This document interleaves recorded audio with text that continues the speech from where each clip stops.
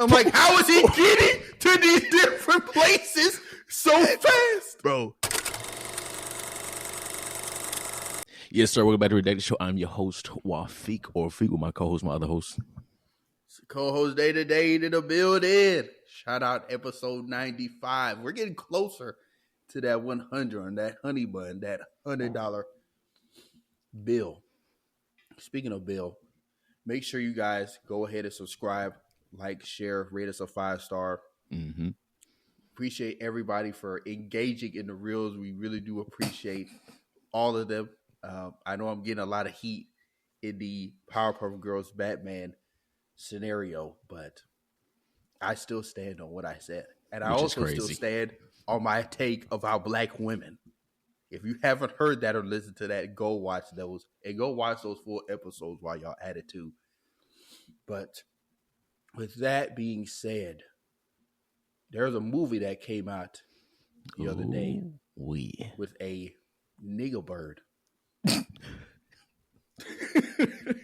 A black Captain America hit the big screen, and we are going to talk about it and how we feel about this movie. There's a lot. I feel like they going into our non-spoiler review. Mm-hmm.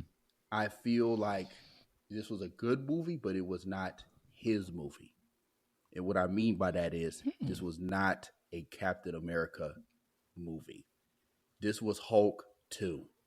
But they couldn't use Hulk. They couldn't say Hulk in the title, so they had to have a character to drive the plot. And that's what I felt like this movie was. Now, Anthony Mackie, he's a good actor. He does really good at whatever he's in.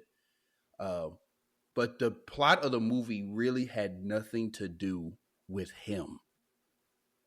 It had everything to do with Ross. It was just Ross kind of dealing with, trying to be a different man for his daughter Betty, which they name dropped numerous times, and the main villain, which we all know is the leader. Like, that's not a spoiler. It's in the trailer. The leader trying to get something that he feel like he's owed from Ross.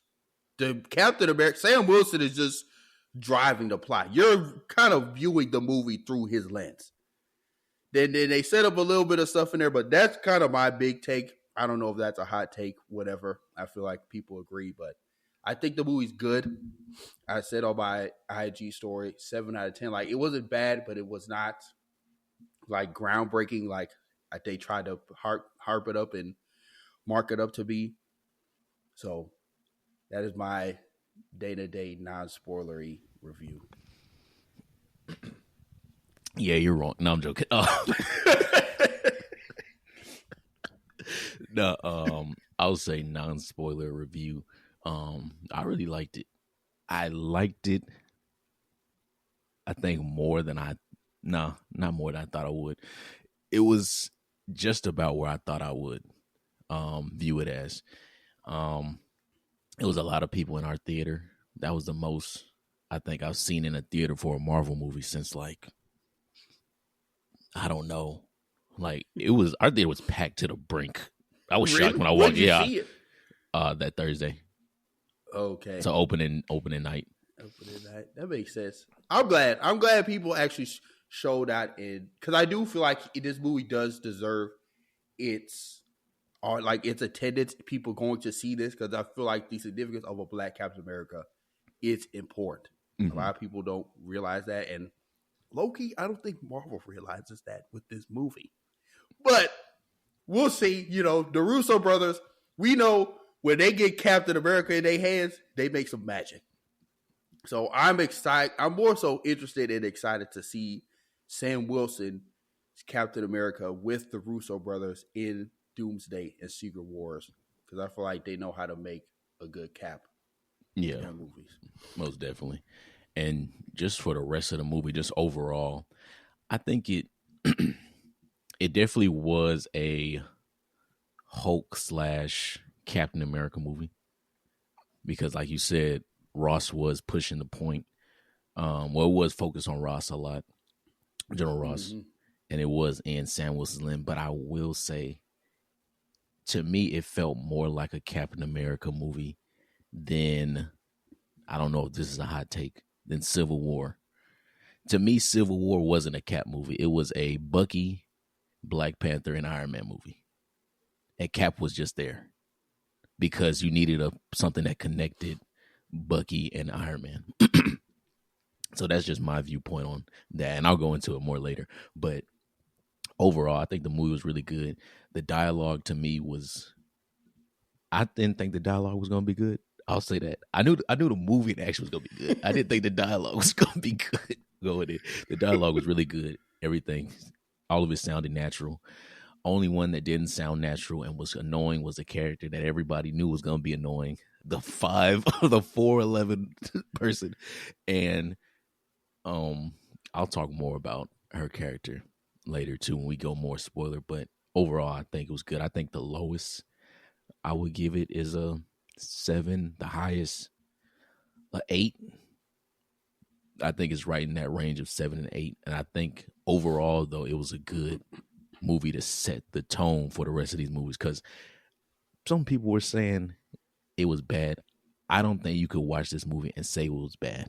Me personally, I agree. I don't think I didn't walk out of this, even though I didn't rate it as high as you. I didn't walk out of here and say, "Man, this was a bad movie." Like, I don't think Marvel can be proud of what they put on the screen in terms of this movie. Exactly. I don't think there was any point in this movie where I was like, all right, bro, I'm ready to go. So I think that's one thing they did good. And just overall, I think the action was very good. The only part that was kind of was like one of the very beginning fight scenes. But outside of that, everything else was good. And even with the this is my last little bit of non-spoiler-ish stuff, because we said enough on non-spoiler. Anthony Mackie did good. Joaquin did good. That's his character's name, right? Am I tripping? Yeah. Joaquin Torres. Yeah, okay. I really liked really the whole cast. Honestly, people worked good together. And and the last little bit I'll say is, for them talking about reshoots, only like one part honestly looked like bad to me, at least. It was only like one real part that I was like, oh yeah, this is ugly. I wonder, we might be talking about the same part. We'll probably talk about the same part. Because I thought it was one part, I was like, ooh. Boy, I know y'all can do better than that. It was what I said, oh, this is my project. But overall, yeah, that's my non-spoilers. I'll give it, I think off that initial watch, I'd say an 8. But I say I wouldn't be mad if somebody gave it like a 7 to 8. And then that's the overall. I think enjoyment wise, I had like a 9. But overall rating, I'd say 8. How was your? Because you say your theater was packed. Were they kind of engaging, or were they pretty quiet and reserved? Okay, it was weird. So half of our theater seemed engaged. Like our half, like we was on the left half. So our half was kind of engaging and like, I guess, being more reactive to stuff. The right half, they would react like only to like the very, very big points, but like to the jokes and stuff. If they were funny, our half was like laugh and burst out laughing. It was a lady behind us. She was having a ball. It was some jokes I thought was funny, but I wasn't cracking up laughing. I was like laughing. She would be in that bitch clapping and shit. So that would make the rest of our theater laugh. So that shit was funny. Okay. How was your theater? I mean, it's no secret I live in a small town, and the theater I went to ain't that much bigger. So my theater maybe had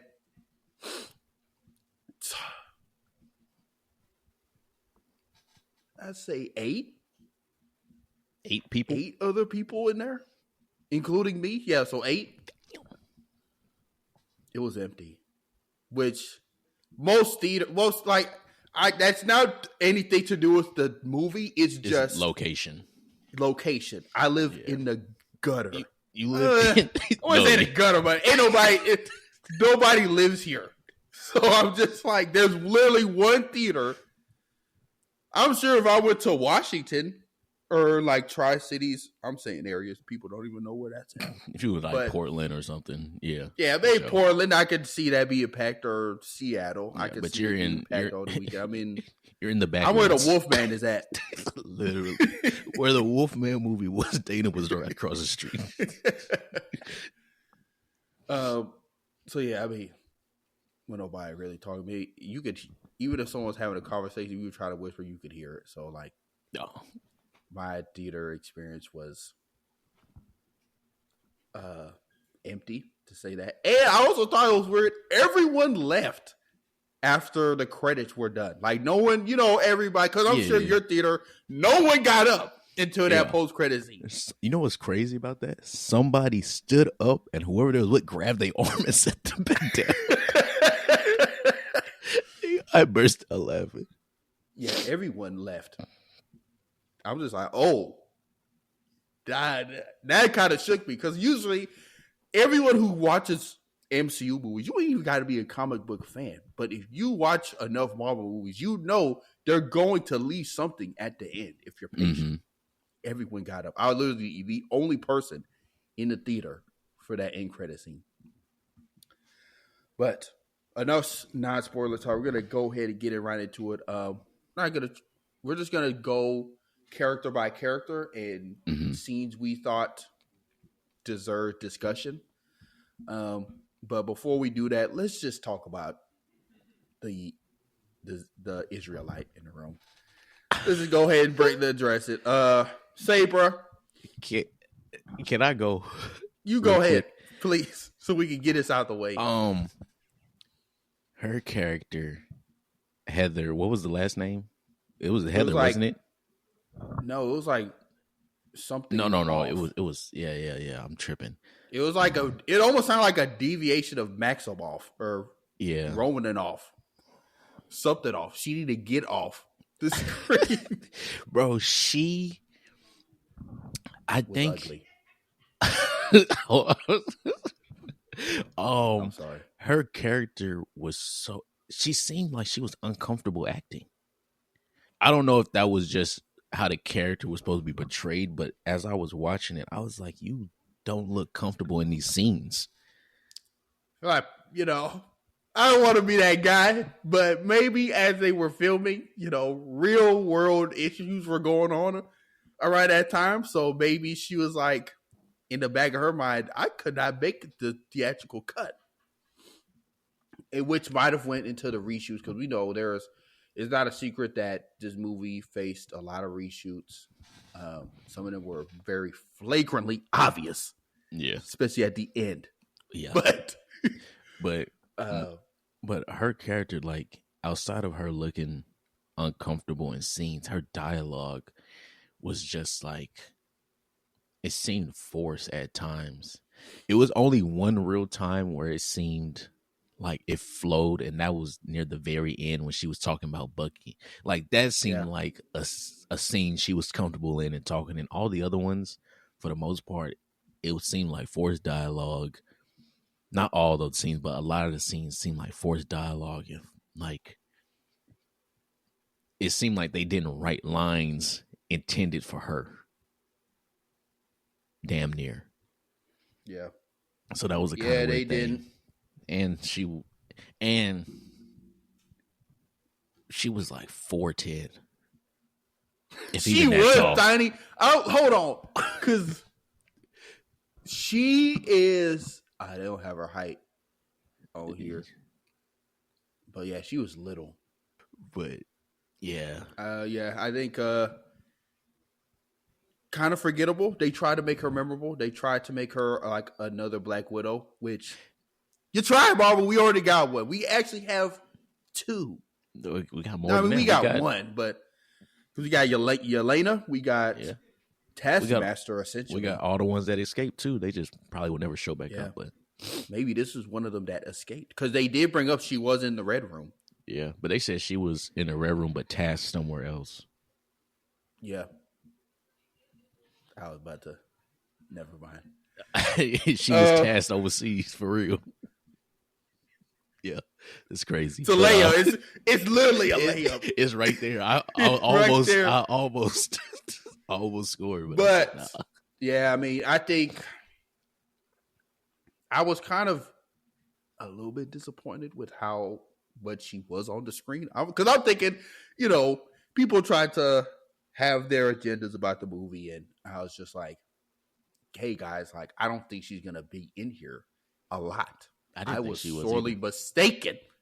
And then did you see they tried to peek that little costume with that jacket? I was like, Marvel, I know y'all fucking lying. Are you talking about her little blue costume? Yeah. I was just like, but enough of her. Let's go ahead and talk about the big head honcho. So, Isaiah Bradley. Marvel, I don't know how y'all gonna do this. I don't know when y'all are gonna do it, but it needs to happen. We need a special presentation of Isaiah Bradley's younger days as the forgotten Captain America. We need a special like that. Get it going. We literally need, because I feel like they talk about it a lot. They've been talking about it since Falcon and Winter Soldier. Mm-hmm. We need a pretty much, Isaiah Bradley. Need a 1 hour special, hour 30 minutes, but just like how you did, I'm about to say Wolfman. Werewolf by Night. Werewolf by Night. We need one with Isaiah Bradley as the forgotten Captain America. And that drop pretty it much on that Veterans whole comic. Day. That who you drop know it on them Veterans people would Day. Be angry. And Marvel. They would. Nah, I think they like it. I think they like it. They would. We could agree to disagree, but yeah, we need that tomorrow. But I'll say, because his character, I'm very glad that they, did not kill him. It was sad, kind of like to see him, back in prison. He just was literally minding his business and training Captain America. I thought his dialogue was okay. It was just like typical old man. Yeah, he was kind of funny. He was funny as shit. Hey, he was funny as shit. I liked his dynamic with Sam and Joaquin, and then honestly, he was acting good as hell. His acting was really good. But we already had seen a little bit of that, glimpses of that in Falcon Winter Soldier show. But I'm glad he got, even though it wasn't overwhelming screen time, it was enough that you cared for the character. Yeah, enough screen time to where you know about him, especially if you didn't watch Falcon and Winter Soldier, which I understand. A lot of people during that. I mean, I understand in the sense of not everybody has Disney Plus, and by the time people do have it, they're not going back and watching 2020 shows. You know what I'm saying? So, yeah. But yeah, Marvel, we need that Isaiah Bradley special presentation ASAP. Going into Joaquin Torres's Falcon. How did you feel about his character? How did you feel like how they did him towards the end of the movie? I was like, fuck, that's wild. They got him in a wheelchair damn near for the whole second action. I didn't think they'd kill him, but I didn't think they'd do that to him. A wheelchair? Not wheelchair. Just, I was like, I misspoke. He just in the hospital. They put him in the ER. I was like, did I forget? I was like, did I blank out that entire movie? Oh man. I'm glad they didn't kill him. I think he had, if not the best dialogue, the second best dialogue in the movie. He may have been, I think he was on par with Anthony Mackie with the acting. Me personally, I think his character was, him and Anthony Mackie, they had a very good chemistry. They were a very good tandem, and they were able to move the plot along a lot. I liked his character. One thing I will say about the film, I'm glad this was a very contained film. I didn't need no aliens. I didn't need the big three. I didn't need aliens, wizards, or fucking robots. Robots. I didn't need the They big had three. a frozen robot. They did. But he didn't do nothing. Yeah. They now think about it. There were no aliens. No wizards. One looked like an alien. No wizards. Yeah. No robots. And no robots. Yeah, we didn't need the big three for this one. But Joaquin Torres' character, I really enjoyed him. I liked his Falcon, and I know he's going to show up again in another movie, so I'm kind of excited to see how he shows up, whether that's on the Avengers or, yeah, he wouldn't be with the Young Avengers because that nigga's old. But whether that's Avengers, another Cap movie, whichever one.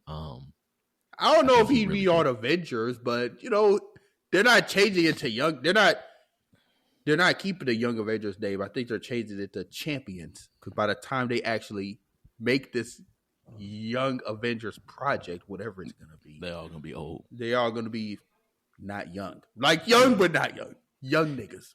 Yeah. Well, I was thinking more so like, how some of them not really on the Avengers, but they go help. They're out. like B. I mean, like that. Yeah, they like go help out, but they not on the Avengers. Yeah. So, how'd you feel about his character and everything? I liked him too. I thought he added like a little.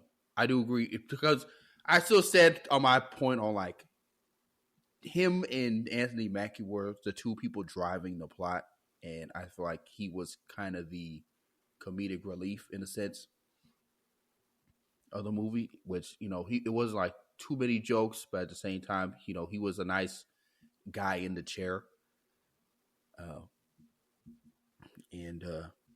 Yeah, I'm just glad he's not the permanent guy in the chair. Yeah. If you get what I'm saying.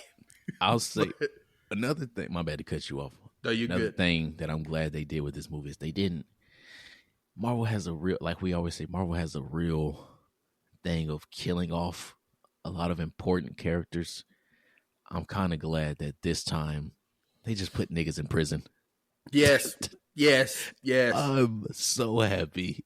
That might be the first time in a long time they've done that. Because if you think about it, last movie. What was the last movie? If you want to count Deadpool Wolverine. That don't count. The last MCU movie. Was it Love and Thunder? I think so. But dead. Black Panther Wakanda Forever.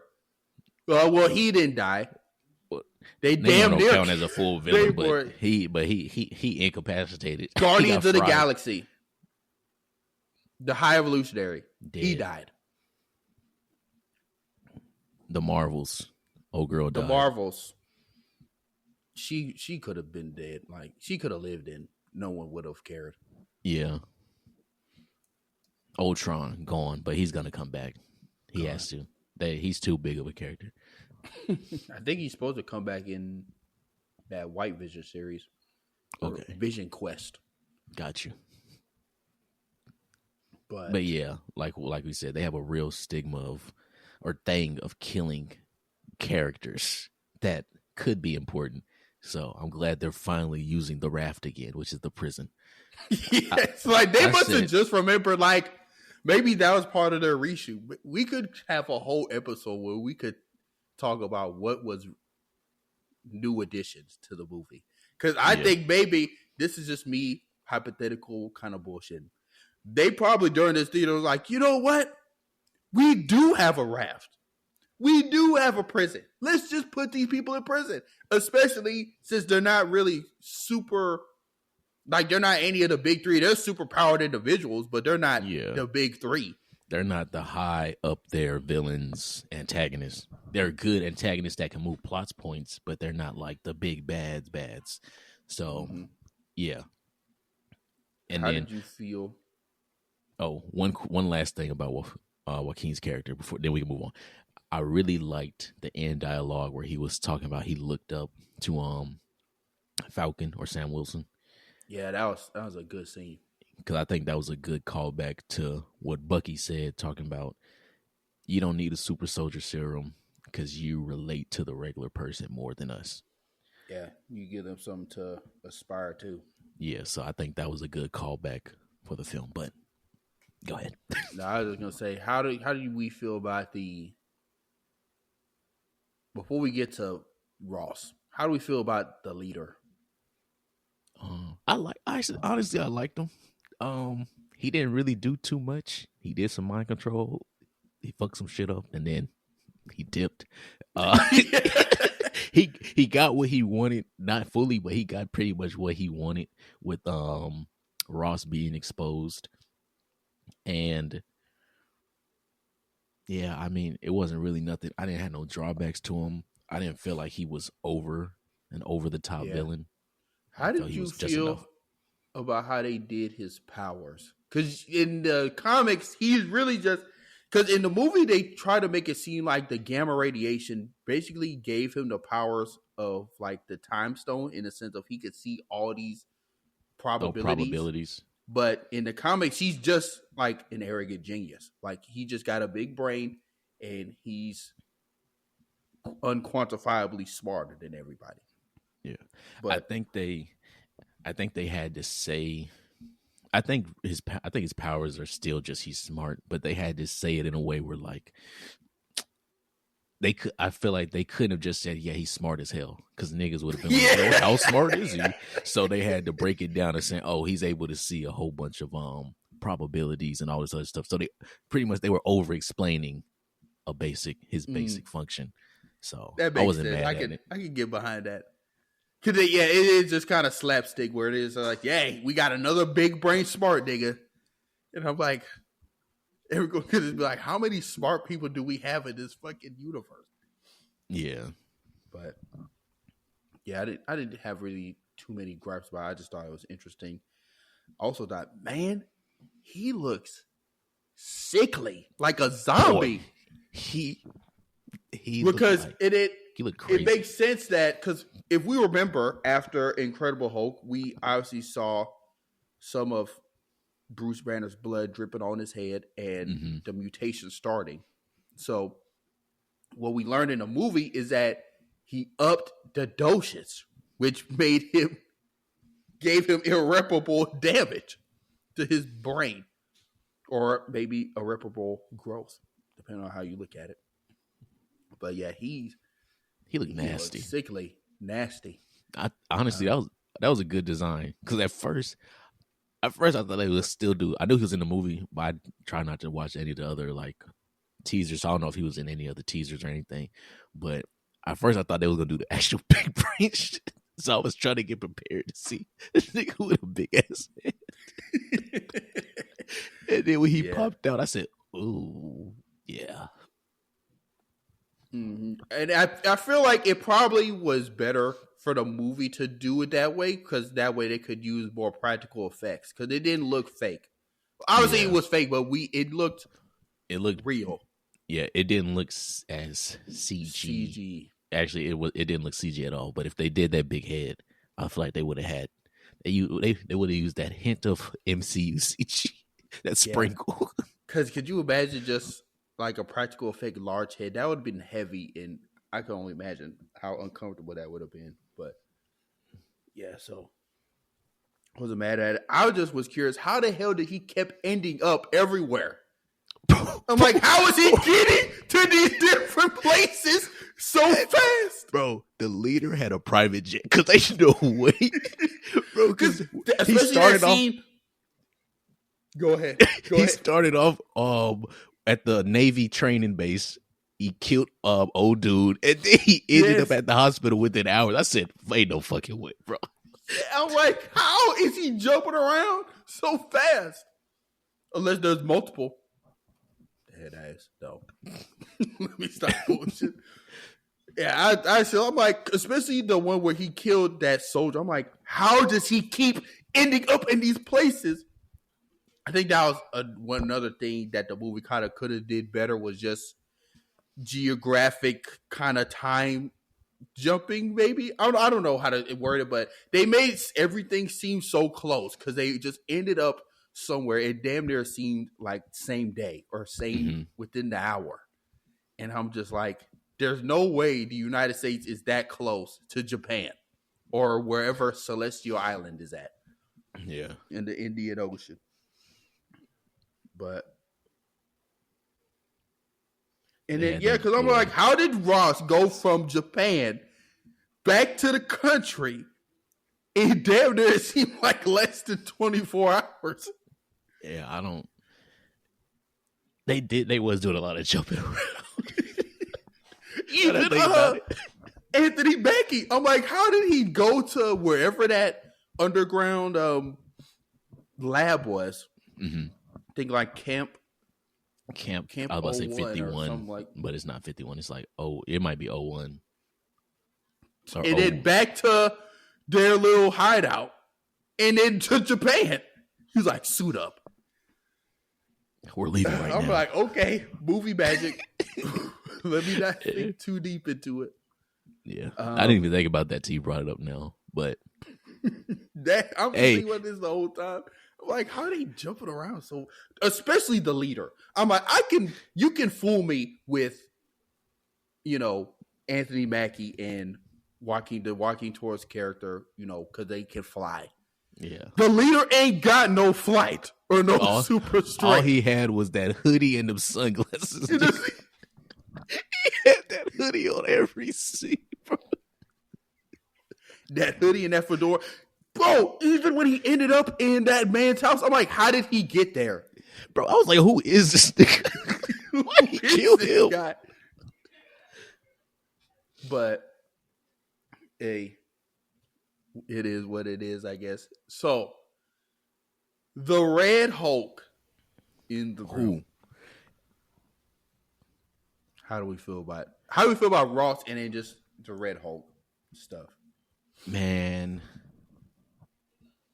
Ross, I really enjoyed his character. Harrison Ford, we know he can act. That's a granted. When he's not. But when he's not angry. But I think I really enjoyed him in his role. It felt I don't want to say real because I feel like that's cheesy to say, but it felt real watching it. I felt like I was actually watching a stressed out president. That nigga was stressed, bro. Could you imagine Joe Biden every time? That nigga was Joe Biden just hulking out every time people asking him these dumbass questions. Or fucking President Trump just hulking out. Bro, you know what's crazy? At the very end, I know this is way ahead. At the very end, when he was on top of the White House, it was either the White House or the Capitol, but I think it was the White House. He was on top of the White House, and he was roaring in the sky. Scene, bro. They knew what they was doing with that scene, bro. That nigga Jack said Trump gonna do that.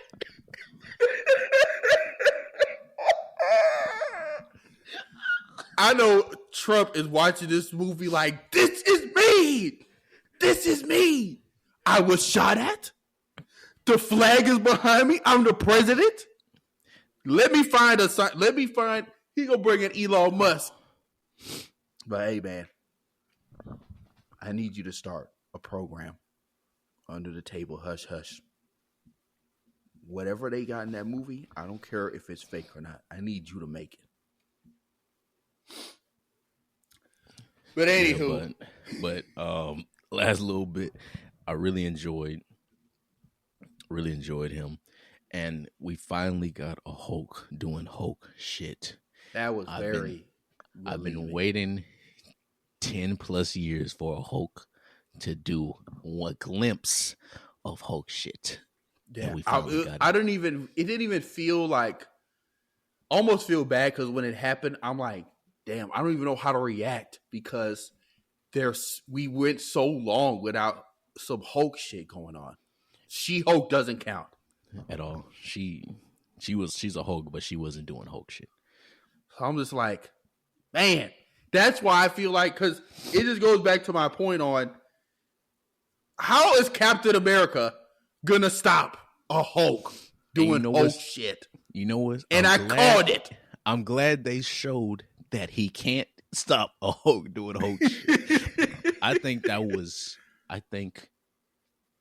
was so much better for the film to show him lose than to have him win, because it amplified the point of like, yeah, I'm just a regular nigga, bro. I'm just a regular dude. Even when he was at the end, he was like, I should have took that fucking serum, but he was full of bro, shit. our whole theater erupted when he said that line. I was in there crying, laughing. But yeah, I'm excited to see Ross going forward, because at least I know he can do some Hulk shit. And when he did that thunderclap and fucking jumped through the building, I said, that was their time. That was Marvel's time where it was like, hey man, we need to give the people what they want. Yeah. We need to give the people what they want. That was fan service if I've ever seen it. That was fan service. And I was in there. That might have been some of the best fan service I've seen in a minute since Deadpool Wolverine. Yeah. And the cinematography, I would say, for the whole movie, honestly, was good. Outside of the last points. Go ahead and talk about it. That cherry blossom scene, Anthony Mackie, you were not in that room. That is complete backdrop. Nobody. You were not. You were nowhere in there. You were not talking. You could have been in your garage. That nigga was not in that fucking space. That nigga was at his crib in Louisiana, boy. Oh my God. Him or I'm like, oh Lord. That was egregious. Yeah, that was the one point movie I said, ugh. I saw that and was like, bro, y'all just had to do it, Marvel. Y'all couldn't go a whole movie and not give us some shitty CG. Y'all couldn't do it. I'm just glad it wasn't during the fight. It was the dialogue at the end. It didn't, to me, at that point, it didn't matter anymore. But God dang, Marvel, that joke was ugly, bro. Look, I love the movie. That joke was ugly. Ugly. That was bad. No, but the Hulk stuff, that was definitely some of my favorite part of the movie. Even like prior to when the leader was trying to incite the Ross, like the Hulk to come out in Ross on the boat. I'm like, if this man Hulk out on this fucking boat, all y'all dead. You know what made me mad though about the scene? I was like, take the headset off. I said, I'm like, why are you just letting him caress you like this? But yeah, that was some good shit. I am interested because I'm sure we talked about every character in there. I mean, we know what Anthony Mackie is. He was a good Captain America. Well, before I get to what I want to talk about, do you feel like this movie helped or hurt his case for being the leader, like the de facto leader of the next Avengers? I think it helped. I think it helped because, one, we already touched on it a little bit, but just him being a regular dude, being Captain America, obviously. And I think it showed, one, that he can hold his own on screen. This is me talking outside of just MCU, just regular stuff. He can hold his own on screen, right? Yeah. He can have a supporting cast if he needs it. But if he doesn't have a supporting cast, he still has enough screen presence to captivate audience. To me, at least.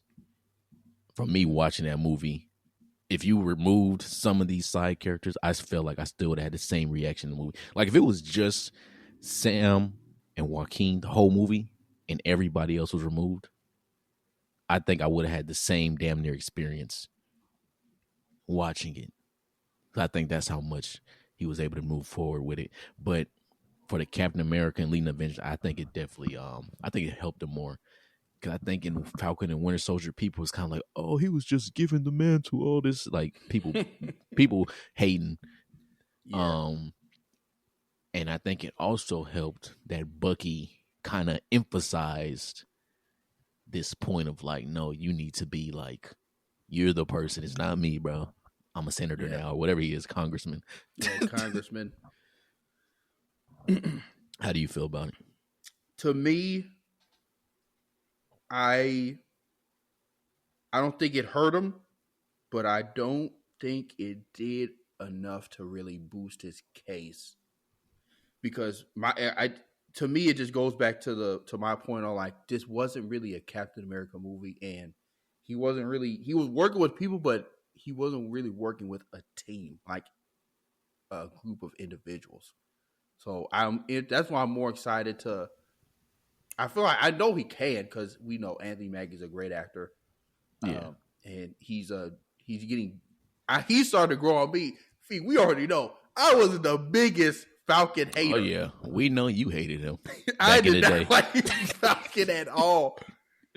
But he's been growing on me a lot, and I'm even more excited to see what the Russo brothers do with him in Doomsday and in these next Avengers movies as the leader. Because my thing is, I think that's what Marvel wants to do anyway. That's why they're hyping this movie up so much. Yeah, that's why they're which is good because they're focusing and funneling on one phase. Mm-hmm. They're not trying to figure it out no more. They're like, we have our guy. Exactly. Captain America, we gonna ride with him, and that's good. Yeah, and I'll say like, I know we didn't really like go in depth on that Captain America Anthony Mackie because everybody kind of knows stuff he did. I will say the one scene, because I'll just talk about some few random scenes. That first fight scene where he was getting beat by that no name extra swole nigga. Yeah, I was like, damn, bro. I said this shit kind of ugly. Like the fight, it felt slow, but after that, every other fight scene felt good. Also, another scene, the very end when they were fighting the Japanese pilots and everything. Oh yeah, over Tiamat. Them aerial fights. That was some of the insane. Best. That was great. Aerial fights I've seen in a long time, since like maybe Top Gun, Maverick. That's really what I think. Seeing more of those, especially in this scene, really makes me like this Captain America, like Sam Wilson's Captain America even more, because I'm like, Steve Rogers was not doing that. Yeah. You can't do that. He can't fly in a fucking and chop a blade off a fucking X-wing or chop a car in half. He can just punch and block. Yeah, exactly. And so his hand-to-hand combat, I do not like that. Yeah, and his hand-to-hand combat is better than Sam's, but even when Sam was fighting, it didn't feel like he was. It still felt like Captain America, at least 80% of what he was doing. Another thing, Juan Carlos Esposito. Yeah, his character. Sidewinder. His character. How'd you feel about him? It was good for what it was. I feel like they kind of put him there to set up the idea and fact that the Serpent Society does exist. Mm-hmm. He is going to come back, and we may never pay this off again. So that's all I kind of took away from that. It was just an excuse to put Giancarlo Esposito in a movie.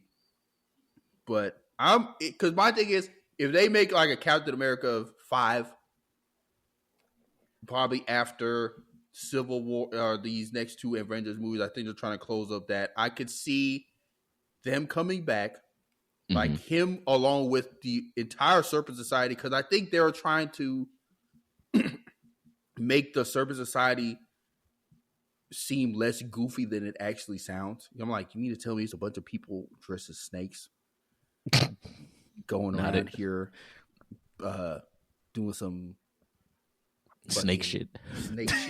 They got all snake tattoos. So maybe I could just see them being like a group of gangs or people doing undercover black market shit, and Captain America trying to stop them. Mm-hmm. Okay. I just hope the next movie Sam Wilson Captain America is in, if it's a Captain America movie, I don't need it to be a closeted anything. I don't need it to be a closeted Hulk movie. I don't need it to be a closeted Spider-Man movie. I don't need it to be a closeted, we don't own the rights to these characters yet, so we can't really just come out and say, we're doing this movie, so let's hide them behind Hulk or Captain Mm-hmm. America or Thor or Captain America or Doctor Strange. Got you. So that's my biggest thing. I could see them being like a big uh the next antagonist for this Cap to show he's capable to stop a group. Okay, I got you. Yeah, I hope in the next one or whenever they do a team up movie again, I need to see him and Bucky on the screen again together because their chemistry's good. They Yeah. have some of the best since like who? I'm trying to think. Robert Downey and Robert Downey in Don Cheadle. yeah, maybe they have some good chemistry. So, um, I'm trying to think what else with them. Really, I think that's the majority of stuff for the movie. Like we said, I guess my rating overall, I'd give it an 8. Between 7 and 8, I must lean toward an 8. Enjoyment wise, it was a 9 or a 10 for me.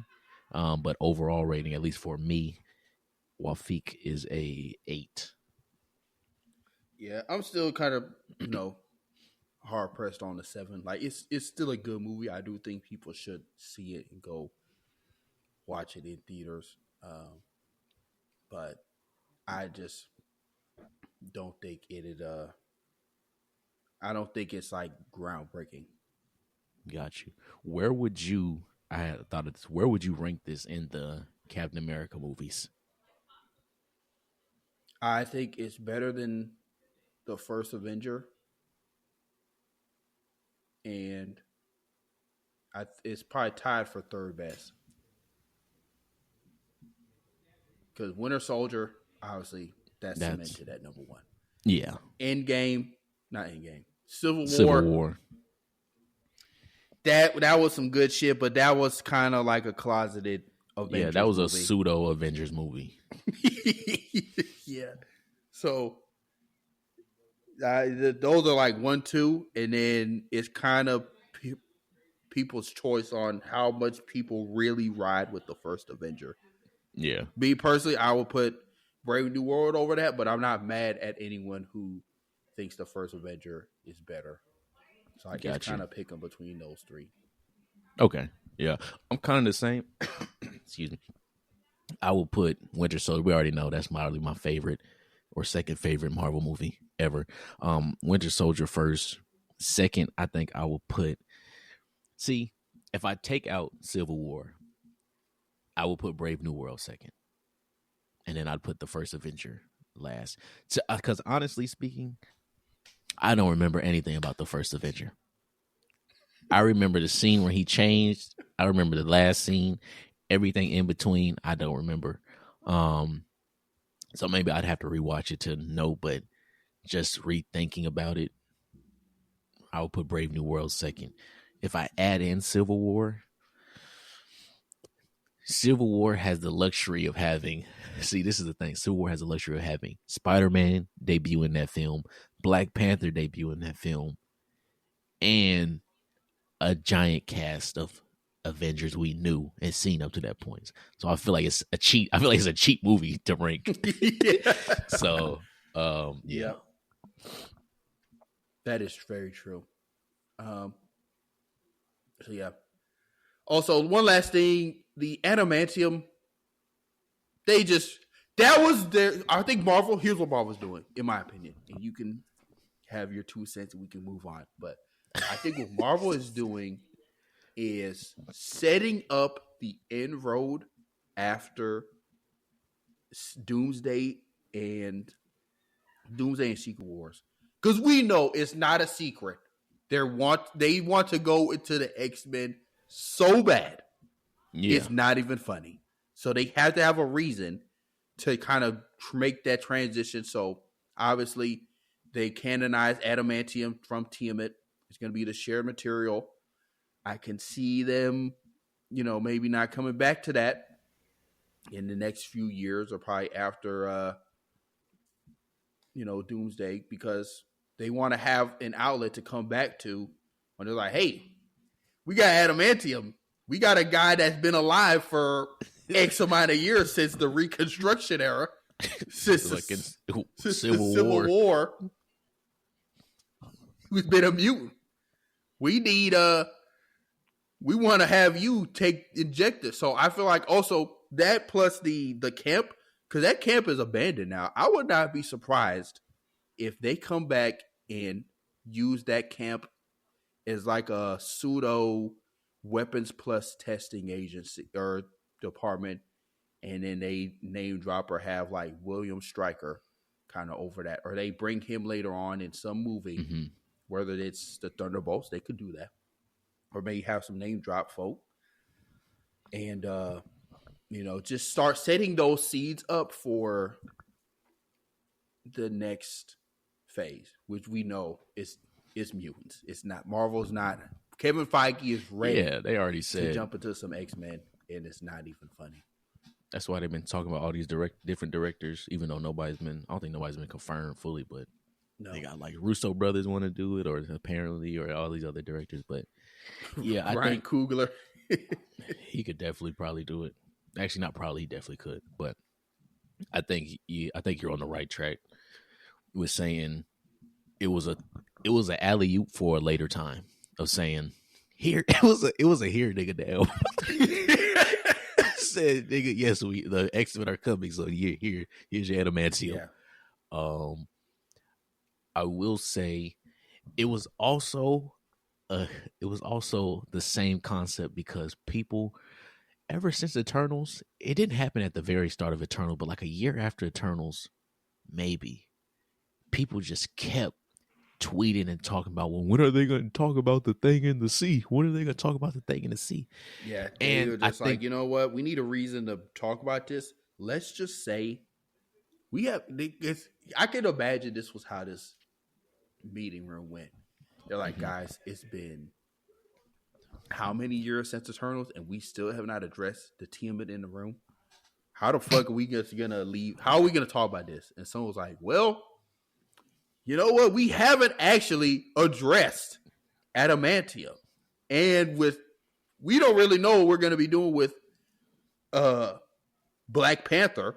Because in the comics, Adamantium is just a more... Is it more rich? It's like a more refined version of vibranium, I believe. Or it's like an alloy, a mixed alloy of vibranium.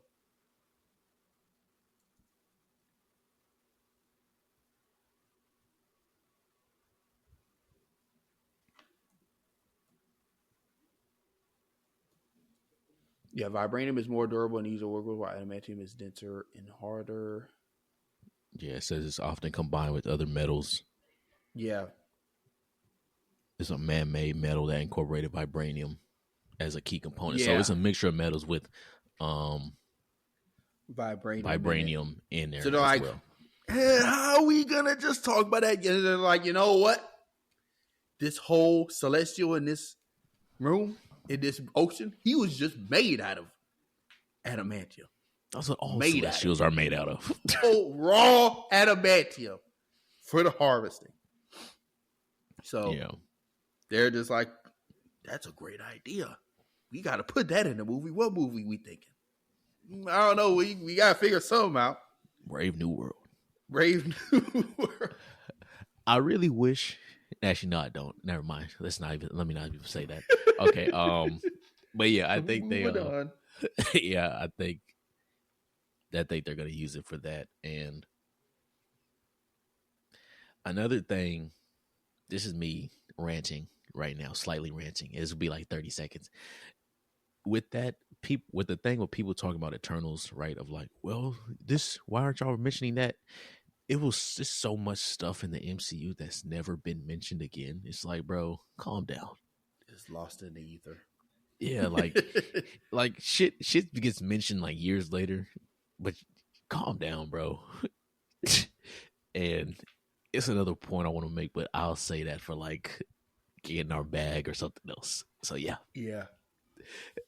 All in all, go watch Brave New World if you haven't. Go support not just Captain America, but Black Captain America. Even if you think you had superhero fatigue, honestly, I think overall the movie is very enjoyable.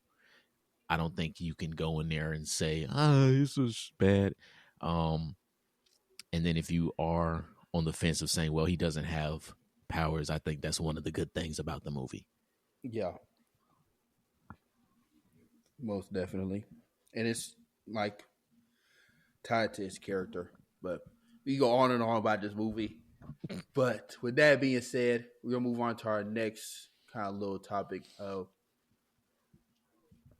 we'll probably just save the Thunderbolts trailer for another episode. But I know you said you wanted to talk about the Fantastic Four. Oh, it's really just like 30 seconds. So I was sitting there and I was thinking about the title, First Steps. I'm like, damn, bro, Franklin Richards really is about to be in this hoe. Because I know that people have kind of said it, like they even said in the trailer, she looks pregnant, but they didn't like add the CG or the actual piece on her. Like the way she was walking.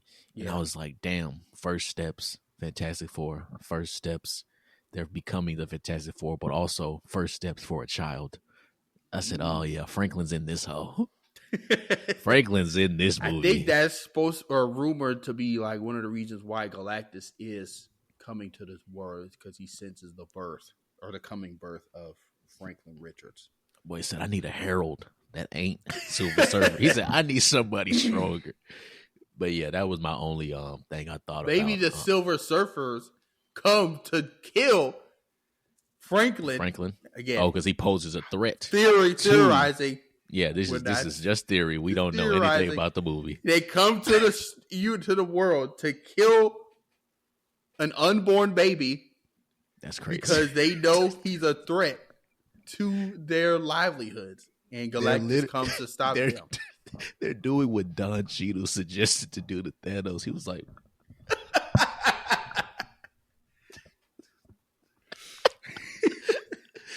and that is crazy. They still have the are they doing both Silver Surfers or just the I forgot both. The woman. I know the woman is supposed to be here, but I think both is supposed to be here. I didn't really hear a casting for the male for Norman Rad Silver Surfer. Yeah. Silver Surfer's in the movie though. It'll be live. Yeah. Whichever one's in there. But yeah, that was all I had. All right. Moving on to our Like It, Love It, Redacted. So the first one is The first one is Coleman Domingo. Coleman Domingo says he talked to Marvel about the rumors for him replacing Jonathan Majors as Kang in the MCU. For those who don't remember, when Jonathan Majors, before he got his life changed, he, there are rumors that since they fired Jonathan Majors, that they would cast Colin Domingo. He was like the number one kind of fan casting, rumor that he would take the role. And Colin Domingo comes out and says, quote, I want a role to be mine. Whatever that role is, whatever I develop. Something didn't feel right of me. Like, oh, I replaced someone? So pretty much saying it wouldn't have felt right to him just to kind of take someone else's role because of what they were dealing with on the outside. So how do we feel about these comments? I respect it. At the same time. I was just like, damn, man. He would have been great. Jonathan Majors was great, but he would have been great too. It would have been a good trade-off. But I respect it. So hopefully he does do the what's it called? Norman Osborn. Yeah, live action Norman. He is killing it in that TV show, The Friendly Neighborhood Spider-Man. So yeah, I dig the respect because I appreciate that. That just leaves him room to be someone else. Exactly. HBO confirms that House of the Dragon Season 3 will start with the Battle of the Gullet, which is supposed to be the bloodiest sea battles in Westeros history. Do we love, or redact this news? We love it. And hopefully them niggas are on a boat longer than one episode. That's the key. We love the news, but they got to live up to those promises because they kind of did that this last season with like, oh, it's gonna be so many dragons, we're gonna have all these battles, people are gonna die. They had one battle and one real death. Like, yeah, people one died, important but character one death. important character death. Yeah, so hopefully all that setting up they did with the last season makes this fight a lot more, because for him to be the sea snake and all this stuff, he was not on the sea, boy. Yeah. We need to show me why they call you the sea snake. He was looking at that ship being built every episode, bro. I said, God damn, when you gonna do something? When you gonna do some shit, man? You over here sad in this fucking castle? Go out the room. Go do something with your life.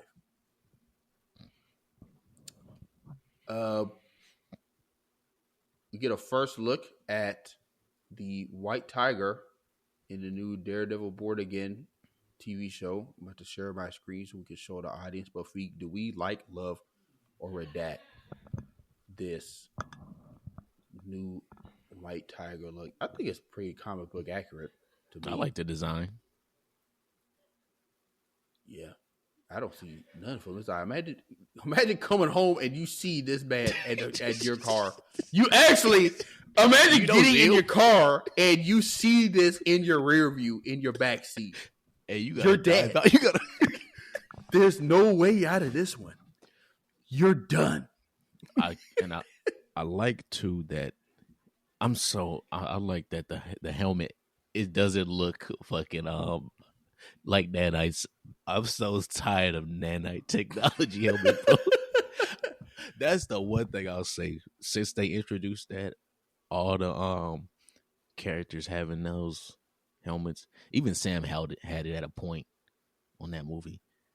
But yeah, bring back all physical helmets. Let me see the physical damage being done to your helmet or mask. Yeah.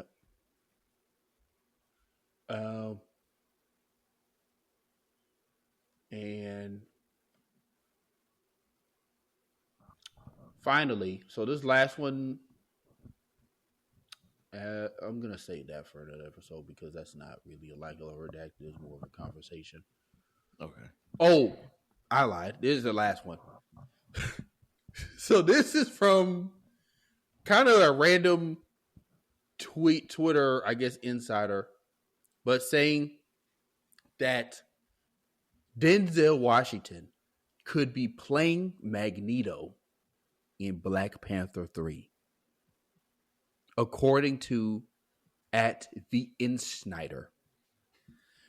Feek, do we like, love, or redact? The Insnider? That is the person's tag name, the Insnider. Yeah, that's they're parodying the Insider. They gotta be. Do we like, love, or redact this idea? This reported news. I don't want to see Magneto in a Black Panther movie. Just me personally, I don't see the point of having Magneto in Black Panther.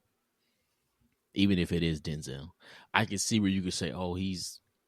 Actually, I can't see the reason for him to be. I'll try. I just try to convince myself I don't see no damn reason for Magneto to be in a Black Panther film. It could be Denzel, but what are you doing in a Black Panther film? And why would that be Magneto's debut? That makes no sense, and that would be kind of, I won't say a slap in your face to your fandom, but it would be a slap in your face. Because, like, why is Magneto in a Black Panther film and not an X-Men film? It's just, it's just, yeah.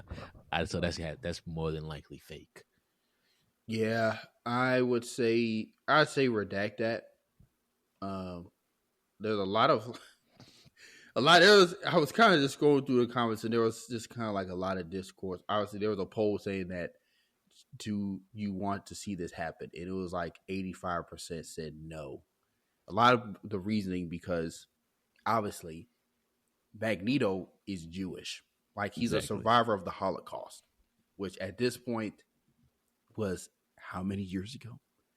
So that is we've had conversations about kind of race swapping and different things like that, but like that is an integral Part of his character trait. Yeah, that is an integral part of his character and why he hates humans so much. Exactly. Now, Denzel, if you want to spin that to say he grew up during the civil rights era, now you're kind of getting into an unneeded discourse on like which era was worse. Yeah. And personally, I don't want to kind of have that discourse online. Because it'll be a freaking it'll be a grief war. Not grief war. It'll be a, y'all know what I mean, bro. Yeah. I mean, you kind of said it right. It's easier just to have him just be the easiest way you could do it is say he's the son of a Holocaust survivor. Yeah, this is kind of the only one where I'm just like, personally, I don't want Denzel to succumb to just like race hate for no reason because Marvel thinks they're doing something good in this race swap and they have no idea what they're putting their actors through. It's my biggest gripe with their women actors because they don't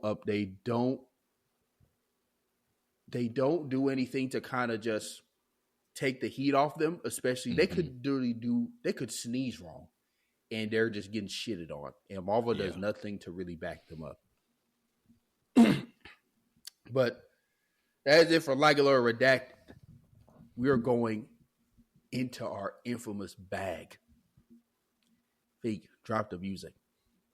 Yeah, bitch, I'm in my bag. Yeah, bag, bitch, I just made a bag. Yeah, bag, bitch, I just made a bag. Yeah, bag of beef, bag.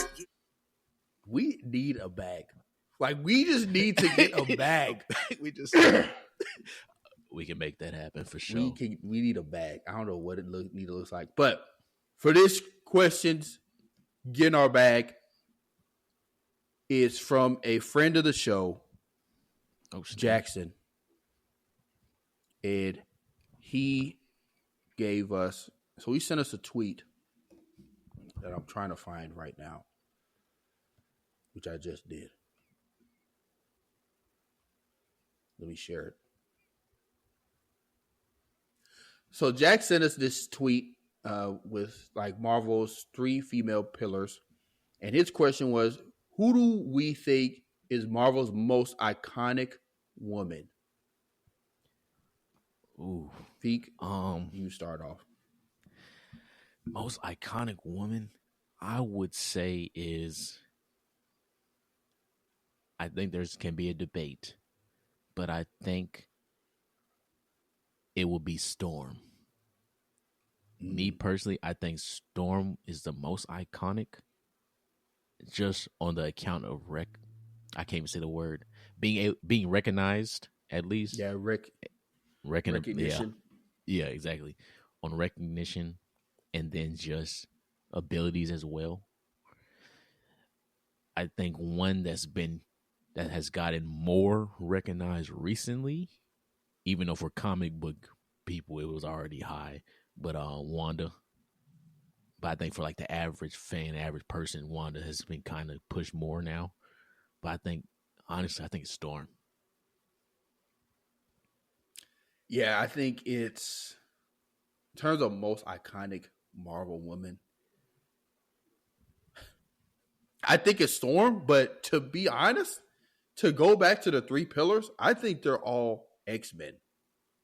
Because I immediately saw that, and I was like, someone here does not belong. And I'm sorry, Wanda, but you don't belong up here. Now, technically, Wanda is a mutant, but is she an X-Men? No. So, because my thing is, the 3 Marvel pillars when it comes to women heroes is Storm, Jean Grey, and Rogue. That's it. It's undisputed. Miss Fantastic, the Invisible Woman, Susan Storm, is the fourth. That's the Mount Rushmore of female Marvel characters. Mm-hmm. Then it's Wanda and everyone else. It's a tier. They're the four, and everyone else else is below. Under it. They don't come close. And you know what the crazy thing is? Not crazy, but I think one thing people don't always realize is I think the best written women characters for Marvel are practically all mutants or X-Men. And I think also in saying that, I think some of the best written characters in general are mutants or X-Men. Or just mutants in general, like I said. I think those are some of the best written characters. I agree with that 100%. I think it's kind of, in terms of like the most iconic Marvel character, it's a toss-up between, it's almost like a three-way tie, but Storm kind of takes the edge. And then it's like a two-way tie between Jean Grey and Rogue. I think Rogue gained a lot of ground with that X-Men animated series show, and just how she's written as a character as a whole, and just like her power set. Like she had the ability to absorb anyone's power. She's essentially like a country superwoman, but she can't touch the people she loves, literally and figuratively, because so she's like ostracized by that. And the person she does love, like Gambit, she's worried that she would kind of kill him, but he don't care. He's just a Cajun bumpkin that just wants some rogue action. Good loving. He's trying to make a name for himself here. One other thing I think that helps with a lot of the mutant or X-Men women characters is, for the most part, and most of their runs, they're not really written as damsels in distress. Some of the most iconic lines and things done by women characters in the MCU, I mean not MCU, the Marvel comics, is women. Like Wanda, No More Mutants. Every comic book fan, for the most part, knows that. Mm-hmm. Storm, Jean Grey going Phoenix. It's all these things they have going for them. Sue, Storm as well. So I think you kind of said the right thing. I think those are the four, but I think Storm. I think you can make a debate for all four if you want to say who's number one by a little bit, but I think Storm honestly is the most iconic. Yep, I'd agree. All right, so we're going into our final segment, our redacted rule for the pod. Fee, do you have your redacted rule? Yes, my redacted rule, and I think I've said this before, is enjoy what you want to enjoy. Don't let like outside opinions stop you from enjoying things. So like even with this movie, it was a few people who had big accounts saying, oh, this movie is, we're talking about Brave New World right now. This movie's terrible. But as you see all these people actually going to the movie themselves and forming their own opinions, it's like, hey, y'all lied to me. This movie's pretty good. Or this movie was decent enough that I enjoyed it. It may not have been the best thing, but I enjoyed it to watch. So just enjoy what you want and form your own opinions. Yeah. My redacted rule is don't just be a rock, be a diamond. Because the difference between a rock and a diamond is one shines under extreme pressure. So don't just be a rock, be a diamond. With that being said, it's been your boy Dana Dane. It's been another great episode. Appreciate all the likes, comments, subscriptions. Make sure to rate us a 5-star. It's been your boy Dana Dane. It's been your boy Wafik. Here we are. Peace. I got ahead of myself, huh? Recipes call me, I'ma show 'em how to shoot. On the 4-5, jump in the ass, my crew. Yeah, I'm stepping with a fan, keeping all of the hoes on mute. Pull up part, could be yellow in a brew. 48 vert, quick burst. Crazy 8s in the back, yeah, the trunk on hot like a cube. 40 on me when I'm in the backseat. Blotter, paper pre-cut. Chris make juice, it'll drop like Shane came with a clean plate, came with a sink. The Parator came with a mate. Truck cones white like pink. My hoe by the hoe cause she know it's my king. Hit on my side, cause I drop a song. Think you should hit up the link. The phenotype came from the pink Colombian thing. Yeah, the genetics unique. Set it up right on the beat. I'm teaching the hoe like I'm Play-Doh. I got the Avengers like by the tomato. You got a Mexico making Alfredo. I put a bag on a hoe on my payroll. I get active at night then I lay low. The salmon was breaded with panko. Shrunk in my soup, I believe it was Mako. Got my Soviet clutching the Draco. You said it was bacon, we taking your cake though.